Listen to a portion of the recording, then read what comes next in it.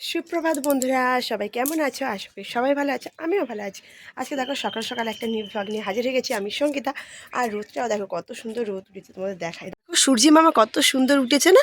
চারিপাশটা কি সুন্দর দেখো, হালকা কুয়াশাও পড়েছে আর এদিকে সূর্যি মামা উঠেছে, বেশ ভালোই লাগছে।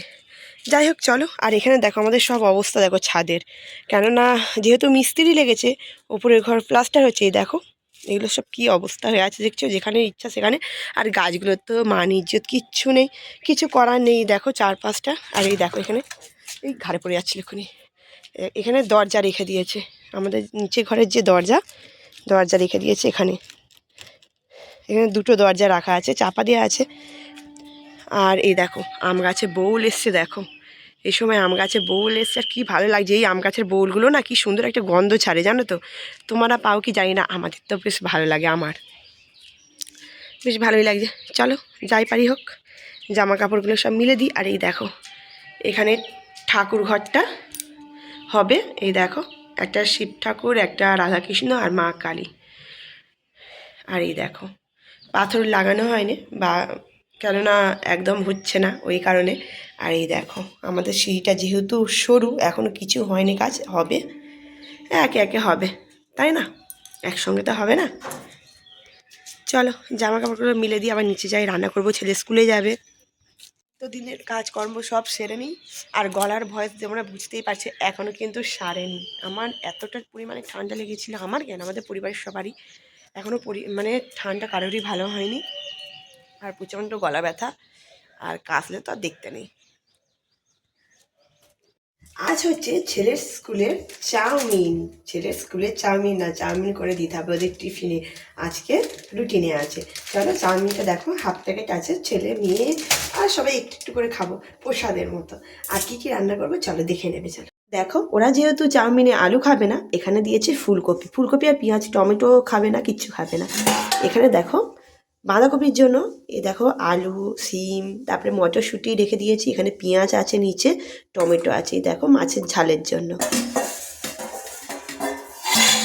এই পরে কাজ নেই। তারপরে এখানে দেখো এটা হচ্ছে আলু শাক করবো ভাজা। আলু শাক ভাজা কার কার ভালো লাগে অবশ্যই কমেন্ট করে জানিও।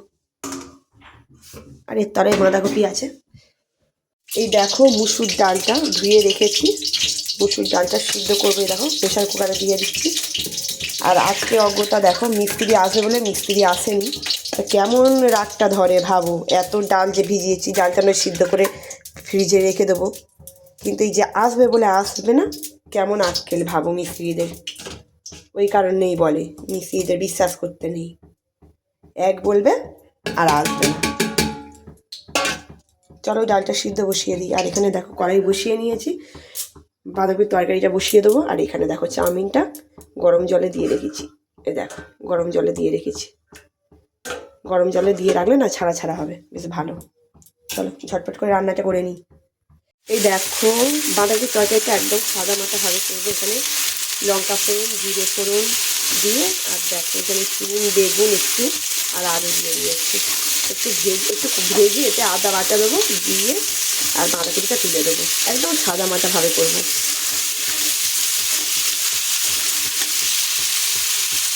আর এখন এই বাঁধাকপিরও দেখতে খেতে ভালো লাগে। আর বাঁধাকপি 12 মাস পাওয়া যায় এখন, বাঁধাকপি বলো ফুলকপি বলো, কিন্তু বাঁধাকপিটা বেশি ভালো লাগে খেতে, আমার তো বেশি ভালো লাগে। বাঁধাকপি দিয়ে রুটি, পরোটা, লুচি, মুড়ি, ভাত সবই।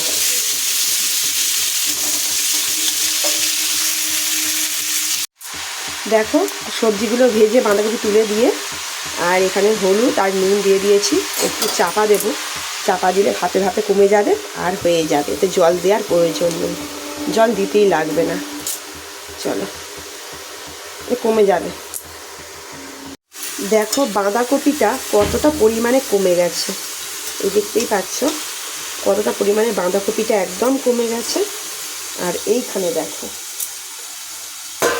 এখানে ফুলকপিটা দিয়েছি, আলু দিইনি বললাম না, আলু দিলে খাবে না, আলু বেছে বেছে ফেলে দেবে, ফুলকপিটা দেবো খাবে। আর এই দেখো চাউমিনটা দেখো কত সুন্দর ছাড়া ছাড়া হয়েছে। দেখো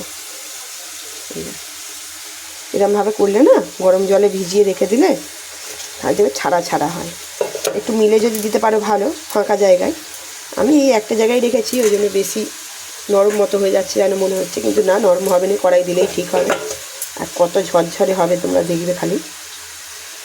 একটু কিছু দেখো একটার পর একটা লেগে নেই গায়েতে, একটু তেল দিয়ে দিলে লেগে থাকে না গরম জলেতে। দেখছো কত সুন্দর হয়েছে।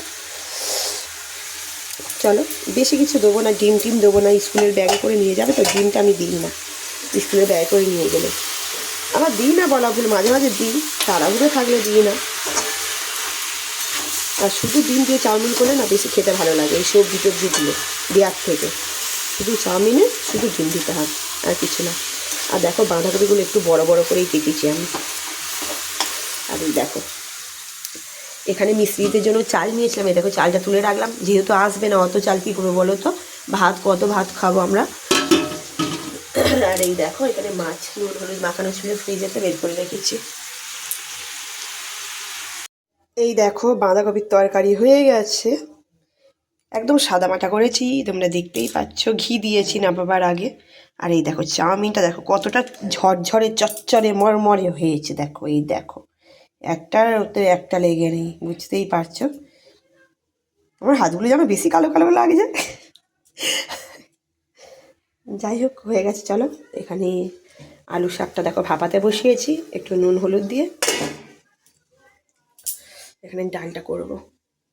এই দেখো বন্ধুরা, এখানে পেঁয়াজ কুচিয়ে রেখেছি শাক ভাজবো বলে। এই দেখো আলু শাকটা দেখতেই পাচ্ছ কতটা পরিমাণ কমে গেছে।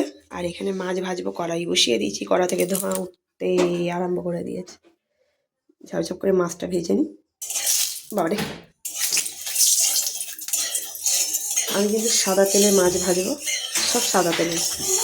হ্যাঁ কেন?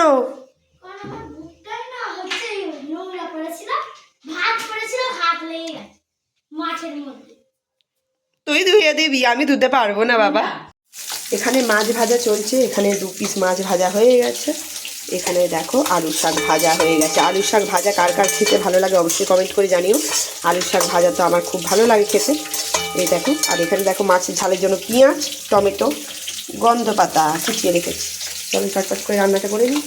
আর এইদিকে চা, মায়ের চা হচ্ছে। দেখো মাছের ঝোল ফুটে গেছে। এই দেখো মাছটা এবার টপাস করে ঝোলেতে চলে যাবে পুকুরের। আর কে কে মাছের ঝোল খাবে, এটা মাছের ঝোল নয়, মাছের ঝাল হবে। ঝোলটা ফুটেছে, শুকনো শুকনো করে নামাবো, মাছের ঝাল। হ্যাঁ মানে ভাই কোথায় গেল রে? মাছের ঝাল। ঘুম থেকে উঠেছে, উঠে কি করছে? বাবু গুড মর্নিং বলে দাও। এই এদিকে আগে গুড মর্নিং বল, তারপর বলছি। সব বন্ধু নমস্কার করো, নমস্কার ভালো করে। হ্যাঁ বল, সবাই ভালো আছো? তারপর